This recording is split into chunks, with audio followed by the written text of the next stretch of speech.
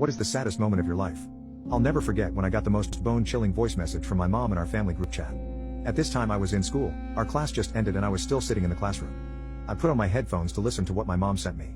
All of a sudden I felt sick to my stomach. I played the message and I heard deep emotional breathing. My mom started talking. She explained that she and my dad had been in a car crash. I could barely understand what she was saying. She was speaking frantically. I couldn't tell if it was from the adrenaline or if she had been crying. She said that our dad loved us and cared about us. At this point I started to cry. I knew what was coming. With a heavy heart, she revealed that our dad had passed away on impact. My heart dropped to the floor, shattering into a million pieces. I was still in the classroom, and was unable to move. She continued about how our dad loved us, that we need to take care of each other, and love each other. After that she said she loved us one more time, then the message stopped. I couldn't believe what just happened. I was hoping it wasn't real. A part of me still thought they were still alive. I saw my brother in the hallway, goofing off and laughing with his friends. After he said goodbye to his friends, he saw me, he came over to the doorway, calling my name. I was having a complete panic attack, and wasn't able to answer. My classmates looked at me like I was nuts, but for once I couldn't care less. My brother came over to me, asking what was wrong, but I wasn't able to speak. How do you tell your brother that our parents passed? My hands were shaking. I pulled off my headphones and put them over my brother's ears. I pressed play. I watched my brother's facial expression go from worried to utter heartbreak. He broke down in tears in my arms.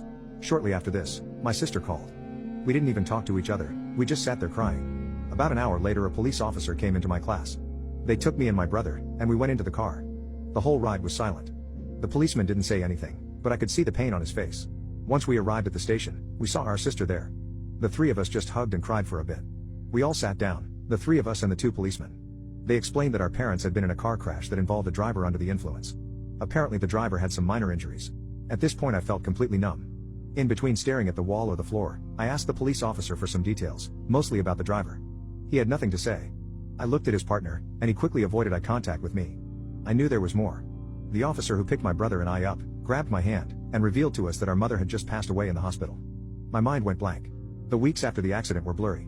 I don't remember much, but I know that we tried to stay together because my brother and I were still minors, and we didn't want to end up in foster homes. It has been almost a year now. It's been the toughest year of my life. We still live in our parents' home. Our sister was able to be our legal guardian. We take care of each other. Like my mom asked us to.